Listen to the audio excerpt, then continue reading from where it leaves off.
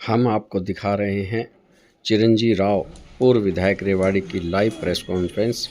आप देखिएगा उनका क्या कहना है वोट चोरी को लेकर, जिसमें उन्होंने पूरी तसदीक के साथ बताया कि भाई किस तरह से हरियाणा के अंदर जो विधानसभा चुनाव हुए उसमें वोट चोरी हुई। उन्होंने बताया कि भाई किस प्रकार से करीबन 25 लाख ऐसी वोट थी जिनको चोरी करने का काम बीजेपी ने इलेक्शन कमीशन की मदद के साथ, हमारे जो चीफ इलेक्शन कमिश्नर हैं ज्ञानेश कुमार, उन्होंने कैसे हरियाणा के अंदर लोगों के मत को चोरी किया, लोकतंत्र की किस प्रकार से हत्या की गई। उन्होंने ये पूरे विस्तार के साथ उसके अंदर बताया कि कैसे कैसे वहाँ चोरी हुई। डुप्लीकेट वोटर उन्होंने बताया करीबन 5,21,000 उसके अंदर थे, इनवैलिड वोट 93,000 थे और बल्क वोटर जो है करीबन 19,26,351 वोट वहाँ पर थे। तो कुल मिलाकर देखा जाए तो 25,41,000 वोटों से अधिक फर्जी वोटें वहाँ बनाई गई। उसके बाद जब हमारे पास हमारी विधानसभा का डाटा रेवाड़ी का आया तब हमने उसको स्टडी करवाया। मैं यहाँ था नहीं, परसों मैं वापस आया बिहार चुनाव से और मैंने उसके बाद अपने जितने भी लोग थे उन्हें कहा भाई इस पर स्टडी की जाए कि भाई हमारे यहाँ भी क्या वोट की चोरी हुई है। तो हमें जो उसके अंदर डाटा मिला उसमें करीबन 32,000 बल्क वोट जो हैं वो रेवाड़ी विधानसभा क्षेत्र के अंदर बनाई गई। 2,290 वोटें ऐड की गई और करीबन 775 वोट डिलीट की गई। करीबन 5,000 डुप्लीकेट वोट यहाँ पर रेवाड़ी के अंदर बनाई गई और 2,000 से ज़्यादा इनवैलिड हाउस नंबर रेवाड़ी के अंदर मिले गए जिनके आगे कोई नंबर नहीं था। तो जैसा कि राहुल जी ने बताया कि भाई वोट चोरी हुई है, वही चीज़ रेवाड़ी के अंदर में निकल के आई। अब चुनाव आयोग ने अब तक उस बात का कोई जवाब दिया नहीं है भाई किस प्रकार से 32-33,000 बल्क वोट बनाई गई है। एक एक घर हमने देखा जिसके अंदर 200-200 वोट है, 100-100 वोट है और इलेक्शन कमीशन का आपको पता है कि 10 वोट से ज़्यादा अगर किसी घर में है तो फिजिकल वेरिफिकेशन उसकी करनी होती है, उसको कहीं भी नहीं किया गया। हम ज़्यादा घर तो चेक नहीं करा पाए पर 8-10 घरों में मैंने ही भेजा जहाँ कहीं 100 वोट है, कहीं 200 वोट है, कहीं 220 वोट है। अब आप मुझे एक बताइए 220 वोट अगर एक घर में है तो हमारे कई कई गांव है रेवाड़ी के अंदर जिनके अंदर 500 वोट है, तो 220 वोट अगर उसमें है तो उसको मिनी गांव भी हम कह सकते हैं। तो इस बात का जवाब इलेक्शन कमीशन को देखना चाहिए और इसके अंदर पूरी के पूरी रूप से चुनाव आयोग की जो भूमिका है वो संदिग्ध इसके अंदर हमें लगती है। हमने 2-3 चीज़ें चुनाव के बाद भी ये कहा था, चुनाव आयोग से मैंने भी लगाया था कि भी हमें सीसीटीवी फुटेज जहां वोट पोल हुई है उसकी दी जाए, क्योंकि ये सुप्रीम कोर्ट की गाइडलाइंस है कि जहां वोट पड़ती है उसकी सीसीटीवी फुटेज जो है वो प्रोवाइड करनी चाहिए कैंडिडेट। वो जिन्होंने पिटीशन डाली है उनको भी प्रोवाइड नहीं की गई है और हमें भी प्रोवाइड नहीं गई है। हमने भी इसके लिए आरटीआई लगाई थी कि हमें हमारी सीसीटीवी फुटेज जो है उसकी प्रोवाइड की जाए। स्ट्रॉन्ग रूम के अंदर रेवाड़ी का तो आप सबको पता है कि करीबन 45-50 मिनट, जब जिस दिन वोट की गिनती होनी थी उससे एक दिन पहले करीबन 45-50 मिनट हमारी सीसीटीवी कैमरे बंद रहे थे। उस बात का जवाब अब तक हम लोगों को नहीं मिल पाया कि भी किस प्रकार से बावल की जो एलईडी लाइट है वो जल रही थी और रेवाड़ी की बंद थी। अब एक घर के अंदर एक कमरे के अंदर लाइट आ रही है और एक कमरे के अंदर नहीं आ रही है, तो ये किस प्रकार से हुआ, जबकि सुप्रीम कोर्ट के और इलेक्शन कमीशन की गाइडलाइन है कि जहां स्ट्रॉन्ग रूम आपका है वहां 1 मिनट के लिए भी लाइट नहीं कटनी चाहिए। अब इस बात का जवाब हमारे पास आज तक नहीं मिल पाया है कि भी किस प्रकार से उन्होंने इसकी चोरी की है। हमारी कल एक मीटिंग हुई थी कांग्रेस पार्टी की, उसके अंदर एक ये निश्चय निकला है कि सुप्रीम कोर्ट के अंदर हम लोग जाकर तुरंत रूप से मांग करेंगे कि हरियाणा का जो चुनाव है उसको रद्द किया जाए, दोबारा राष्ट्रपति शासन लागू कराकर दोबारा चुनाव कराया जाए और जांच किसी हाई कोर्ट के सिटिंग जज से करानी चाहिए। और राहुल गांधी जी जो लड़ाई लड़ रहे हैं वोट छोड़ो गद्दी छोड़ो वाली, वोट चोरी की, वोट चोर गद्दी छोड़ की, वो अब धीरे धीरे करके सामने आ रही है कि भाई किस प्रकार से हरियाणा के अंदर चोरी हुई, महाराष्ट्र के अंदर चोरी हुई। और अभी इसका ताजा जो उदाहरण है वो बिहार चुनाव में हम सब लोगों ने देखा कि भी किस प्रकार से हरियाणा से करीबन 22 ट्रेनें चलकर बिहार जा रही हैं। पता नहीं आप लोगों ने देखा नहीं देखा, जिसमें साफ तौर पे दिखाया गया कि लोगों को बिहार भेजे जा रहे हैं, उनके गले के अंदर पटके डाले जा रहे हैं जिनपे बीजेपी का निशान उसमें लगाया गया। और उनसे जब पूछा गया है कि आपकी टिकट किसने बुक कराई है, तब उन्होंने बताया भी हमारी जो टिकट है वो भाजपा द्वारा बुक की गई है। अब इससे बड़ा प्रलोभन क्या होगा कि एक पार्टी टिकट बुक करके आपको भेज रही है, और जब उनसे पूछा गया तब भाजपा के लोग साफ इसके लिए इनकार कर रहे हैं कि हमने ऐसा कुछ नहीं किया। जब आपकी चोरी पकड़ी गई कि इतनी ट्रेनें आप लोग चला रहे हैं बिहार भेजने के लिए, तो आप कैसे समझ सकते हैं कि एक निष्पक्ष चुनाव हो सकता है? इस बात का जवाब भी इलेक्शन कमीशन को देना चाहिए कि स्पेशल ट्रेन किसी एक पार्टी के लिए क्यों चलाई गई। इस बात का अब तक उन्होंने कोई जवाब हमें नहीं दिया है। अभी हम लोगों ने बिहार में देखा कि बहुत जगह से ऐसी रिपोर्टें आ रही हैं निकलकर कि जो स्ट्रांग रूम है वहां पर संदिग्ध लोग देखे गए हैं, जो स्ट्रांग रूम के अंदर तक जा रहे हैं। ऐसी गाड़ियां देखी गई जो अंदर बाहर कर रही हैं स्ट्रांग रूम से, जबकि सबको पता है स्ट्रांग रूम के अंदर एक बार जब आपकी ईवीएम मशीन रख ली जाती है उसके बाद कोई गाड़ी अंदर या बाहर नहीं हो सकती। ये चीज भी हम वहां पर लगातार देख रहे हैं। तो चुनाव आयोग की जो भूमिका है वो संदिग्ध है और इस बात का जवाब इनको देना चाहिए। इसके साथ साथ 2-3 चीजें और हैं जो कि रेवाड़ी से रिलेटेड ही हैं। मैं देख रहा था परसों शायद हमारी जो चेयरमैन है पूनम यादव जी, वो लोगों को लेकर, शहर के लोगों को लेकर एक मांग कर रही थी कि भाई जो सिविल हॉस्पिटल है वो रेवाड़ी के अंदर ही रहे। भाई ये सरकार का अपना फैसला है कि वो सिविल हॉस्पिटल को कहाँ बनाए, उसको रेवाड़ी में बनाए, रामगढ़ में बनाए, सहबाजपुर में बनाए, वो उनका अपना फैसला है। पर पूनम यादव जी का कार्यकाल अभी समाप्ति की ओर है। आज रेवाड़ी की जनता उनसे ये बात पूछना चाहती है कि 5 साल हो गए हैं, पीने के पानी की समस्या का उन्होंने क्या समाधान किया? रामगढ़ के लोगों ने अपनी जो 10 एकड़ जमीन दी है पीने के पानी के लिए, उनके पास क्या उसका ऑल्टरनेट है कि भी पीने के पानी की अगर जमीन उनको वापस दी जाती है तो कहाँ उस वाटर सप्लाई के लिए वो जगह को बनाएंगे? इस बात का जवाब उनको देना चाहिए लोगों को। और ये तो फैसला भाई सरकार का है, आपकी हेल्थ मिनिस्टर आरती राव जी का है कि उन्होंने क्यों धोखा दिया रामगढ़ के भगवानपुर की जनता के साथ, जो उनसे जमीन ले गई धोखे के जरिए, और वो 144 दिन से वहां पर बैठे हुए हैं। और मैं पिछले दिनों में करीबन 20-25 दिन पहले मुख्यमंत्री से मिला भी था और उनके सामने मैंने ये बात रखी भी थी कि भाई आप लोगों को उनकी बात को सुनना चाहिए। और उनके जो सरपंच है गांव के, उनको मैंने फोन पे ही बताया था कि मुख्यमंत्री जी ने कहा है कि भी अब तक मुझसे कोई आकर नहीं मिला है, तो उनको उनसे जाकर मिलना चाहिए। और उसके बाद वो लोग मिले भी। और मैं तो मुख्यमंत्री जी से ये कहूँगा कि इसके अंदर उन लोगों को इस और ध्यान अपना देना चाहिए और जल्द इसका कोई समाधान निकालें। और रामगढ़ और भगवानपुर के लोगों की जो ज़मीन उन लोगों ने ली है वहाँ से, अगर वहाँ नहीं बनाते हैं तो उनकी ज़मीन वापस करनी चाहिए। और पीने के पानी की एक बहुत बड़ी समस्या आने वाले समय के अंदर शहर को और ज़्यादा ये मुश्किल होगी। अभी भी जानते हैं कई बार 3-3 दिन तक पानी नहीं आता है हमारे रेवाड़ी के अंदर। अब तक उनके पास क्या इसका समाधान है, उसका जवाब उनको देना चाहिए।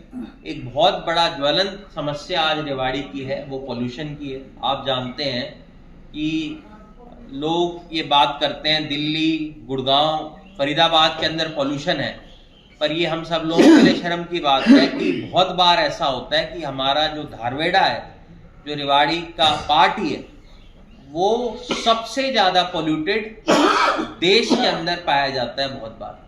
और इसके ऊपर हमारे यहाँ की जो सरकार है, यहाँ के हमारे जो लोग हैं, चुने हुए प्रतिनिधि हैं, वो इसके ऊपर कोई कार्रवाई नहीं कर रहे हैं। उन्होंने एक कार्रवाई करी कि धारवेड़ा से हटाकर जो AQI जो दिखाता है उसको वो रेवाड़ी लेके आ रहे हैं। अपनी मतलब एक समस्याओं को दूर करने के लिए एक तरह से उस AQI मीटर को धारवेड़ा से हटाकर उसको रेवाड़ी लेके आ रहे हैं। तो ये दर्शा रहा है कि क्या दशा इस रेवाड़ी की है। बहुत लोग हमारे जनप्रतिनिधि जो है वो झाड़ू लेकर शहर में निकल जाते हैं, सफाई करते हैं, पर उन्होंने क्या इसके और ध्यान दिया कि भी कितनी बड़ी समस्या आज रेवाड़ी शहर की पॉल्यूशन है। आज सब लोग खांस रहे हैं, इसका सबसे बड़ा जो रीजन है वो पॉल्यूशन है।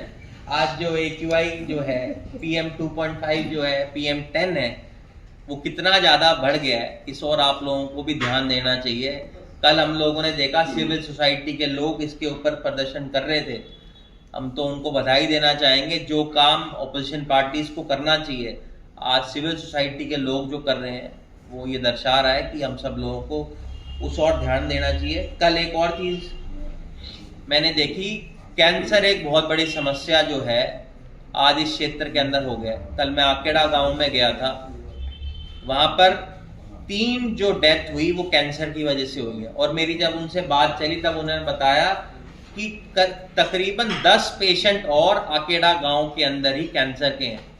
तो आप समझ सकते हैं ये कितनी बड़ी समस्या है। और इसका कारण सबसे बड़ा जो है ये जो गंदा पानी भिवाड़ी से आ रहा है, इसकी वजह से ये हो रहा है। इसका कोई समाधान अब तक सरकार नहीं निकाल पाई है। 11 साल हो गए इनकी सरकार बने हुए, अभी भी ये पिछली सरकारों पे इस बात का ठीकरा फोड़ते हैं। मुझे लगता है ट्रीटमेंट प्लांट को जल्द हमारे द्वारा भी बनाना चाहिए ताकि उस पानी को ट्रीट करके हम ड्रेन नंबर 8 में डालें। आने वाली जो समय है हमारे जो बच्चे हैं उनको हम जहरीला पानी पीने के लिए मजबूर कर रहे हैं। एक बार ये पानी जो हमारा है एक बार ज़मीन के अंदर चला गया और पानी अगर खराब हो गया उसका सबसे ज़्यादा नुकसान अगर किसी को होगा तो हम सब लोगों को आने वाले समय के अंदर होगा। यही 3-4 इश्यूज थे जिनको लेकर आज ये हमें करनी थी। आप बिहार चुनाव में तेज प्रताप और तेजस्वी आमने सामने और भाजपा ने 22 सिक्योरिटी उपलब्ध करवाई है तेज प्रताप को, इसके मायने क्या बताते हैं? देखिए, मेरा ये मानना है कि लोकतंत्र के अंदर हर व्यक्ति की स्वतंत्र है चुनाव लड़ने के लिए। तेज प्रताप जी ने अपनी अलग राह ढूंढी है चुनाव लड़ने की और मुझे लगता है कि उनको सुरक्षा के अंदर कोई खतरा होगा, उसी वजह से भारतीय जनता पार्टी ने उनको और सिक्योरिटी दी है और मेरी उनको शुभकामना है कि वो अच्छा करे अपने जीवन के अंदर। उन्होंने एक अलग राह पकड़ी है। इसके मायने तो ये भी निकाले जा रहे हैं कि आने वाले समय में भाजपा की बात कर सकते हैं। अब ये तो हर कोई स्वतंत्र है जी, वो भाजपा में जा सकते हैं, क्या पता भाजपा उनके साथ चली जाए या वो उन्होंने तो और इस तरह की कोई बात कही नहीं है। उन्होंने तो कहा है कि भी जो भी अच्छा करेगा उसके साथ हम लोग जाएंगे और ये तो 11 तारीख बताएगी कि भी कौन किसके साथ जाता है चुनाव के अंदर। सर वोट चोरी की बात करें जी, तो आपने कहा कि 32-33 हजार वोट्स मिले, ये हर चुनाव में प्रक्रिया रहती है, वोटों का बनना, वोटों का कटना। नहीं, आप समझे नहीं। इसको क्या किस तरह का मैं बताता हूँ। आपने वोट बनने और कटने की नहीं कह रहा, मैं कह रहा हूँ बल्क वोट। ऐसे हजारों में घर हैं, कहीं 100 वोट, कहीं 200 वोट, कहीं 50 वोट, 60 वोट, 70 वोट। मेरा ये मानना है और सबका ये मानना है, आम तौर पे अगर आप देखेंगे एक घर के अंदर अगर जॉइंट फैमिली भी है तो 10-12 वोट हो सकती है। 10-12 वोट ही होंगे ना जी, 50 वोट, 100 वोट, 200 वोट नहीं हो सकती है। तो हमारा ये कहना है कि भाई इलेक्शन कमीशन को इस बात को चेक कराना चाहिए। आपने उसके अंदर लिखा हुआ है कि 10 वोटों से ज्यादा है तो उसकी फिजिकल वेरिफिकेशन आपको करानी चाहिए। सर मैं आपकी इसी बात का समर्थन कर रहा हूँ सर। उसके बाद भी यही चीज निकल कर आई थी। और जैसे मैं एक उदाहरण देता हूँ, जैसे हमारे 15 मकान हैं परिवार के, तो वो 4214 ही है, 4214 A B C D E। तो इस तरह से 150 वोट लगभग हमारे कुनबे में है। मकान नंबर वही 4214 है, सभी के आधार कार्ड पे भी वही चल रहा है, सभी के एड्रेस पे भी वही चल रहा है। राहुल गांधी की कॉन्फ्रेंस के बाद भी जहां 200 वोट्स बताई थी उसमें भी यही निकल के आया कि मकान नंबर वही है, कुनबा थोड़ा सा अलग अलग। मैं आपको बताता हूँ, मेरे यहाँ पर मैंने चेक करवाई, एक घर के अंदर 100 वोट है, वहां पर जाकर जब चेक कराया गया वहां 100 वोट नहीं मिली, वहां 7 वोटें मिली। ऐसे ही उदय भान जी के यहाँ पर ये करा गया कि 500 वोट एक घर के अंदर है, पर जब चेक कराई कि वहां 11 वोट ही थी। अगर आपकी मैं बात मान भी लूं या किसी और की हम बात इसको मान भी लें, चुनावी प्रक्रिया के अंदर ये इलेक्शन कमीशन की गाइडलाइंस है कि एक घर में अगर 10 से ज्यादा वोट हैं तो उसकी फिजिकल वेरिफिकेशन करानी चाहिए। वो नहीं कराई गई तो ये वोट चोरी के अंदर आता है। इस बात का जवाब अब तक इलेक्शन कमीशन ने नहीं दिया है। सर, ये जब- बात का जवाब आप तो मुझे दे रहे हैं। ये बड़ी बात है कि 7 वोट मिली, बाकी की जो 93 वोट्स हैं वो कहाँ है? और वो उसके आप अलावा उसको निकालेंगे। उसके नहीं, ये काम तो आप लोगों का है जी, ये काम मेरा नहीं है। प्रेस का काम क्या होता है? सच्चाई को उजागर करना। हमने हमारा पक्ष आपके आगे रखा है, आपको उसको निकालना चाहिए। और मैं आपसे एक और चीज कह रहा हूँ भाई, मान लिया आपने ये बात कह दी कि भाई मेरे मोहल्ले के अंदर इतनी इतनी वोट है, 1 नंबर की है, इलेक्शन कमीशन क्यों इसका जवाब नहीं दे रहा? जब लीडर ऑपोजिशन इतनी बड़ी आपके ऊपर आरोप लगा रहा है तो उनको जवाब इसका देना चाहिए। मुझे लगता है कि 2 ही इलेक्टोरल डेमोक्रेसी के अंदर 2 ही रोल्स इंपॉर्टेंट होते हैं, प्राइम मिनिस्टर का और लीडर ऑपोजिशन का।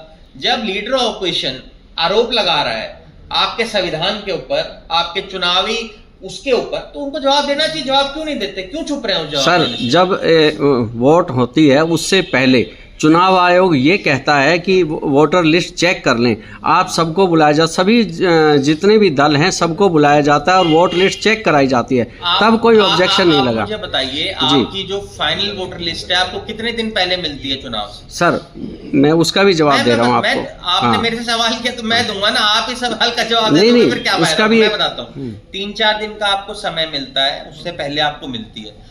अब जब चुनाव के 15 दिन रह गए हैं लड़ने के, तो मैं वोटर लिस्ट को देखूंगा या मैं चुनाव लड़ूंगा?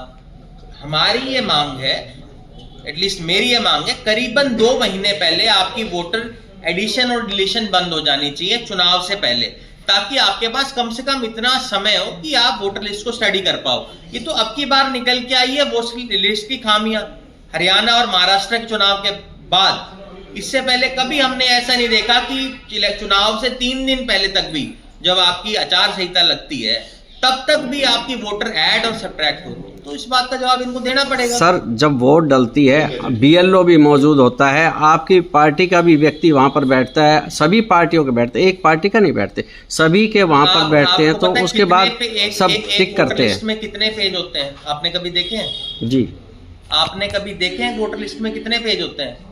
भाई जब ये जाएं तो इनको बंडल दिखाना वोटर लिस्ट का। आप अगर उस बंडल हर को बूथ देख लें, पे अपने अपने बैठे होते हैं, जो आप लोग अगर अपने उस एजेंट बंडल- बैठाते हो, एजेंट भी एक एक चेक करके भेजता है। मैं ये कह रहा हूँ 15 दिन का समय मिलता है, 15 दिन के समय में आप चुनाव लड़ेंगे या वोटर लिस्ट को देखेंगे? चलिए, आप कुछ भी। विधायक जी, मैं तो ये कह रहा हूँ कि जैसे कि 1 साल पहले जब आप चुनाव हार गए थे, उस समय आपने कहा था कि स्क्रीनिंग 45 मिनट या जितने भी देर बंद रही, हाँ। ये बंद रहा। 1 साल में अभी तक कोई ना तो आप कोर्ट के रास्ते गए ना कोई इस तरह कोई नहीं, मैंने कोर्ट के अंदर लगा रखा है अपना। कहाँ आपने लगाया? आपने अभी मीडिया तक नहीं, मैंने देखिए, लोगों ने इलेक्शन पिटीशन फाइल किया, मैंने कोई इलेक्शन पिटीशन फाइल नहीं की, मैंने उसी दिन बताया था। पर अपनी सीसीटीवी फुटेज लेने के लिए मैं कोर्ट गया था, जब तक उसका अभी तक उनका कोई जवाब नहीं आया। और सीसीटीवी फुटेज के लिए मैं अकेला नहीं गया हूँ, वो तो सब गए हैं सीसीटीवी फुटेज के लिए, किसी का जवाब नहीं मिला है। जिन्होंने इलेक्शन पिटीशन लगाई है, आपको ही पता है, ये तो जिन्होंने इलेक्शन पिटीशन लगाई है उनको भी अब तक सीसीटीवी फुटेज नहीं मिल पाई है। मैंने तो इलेक्शन पिटीशन नहीं लगाई, उन्होंने तो इलेक्शन पिटीशन लगाई है। ठीक है सर।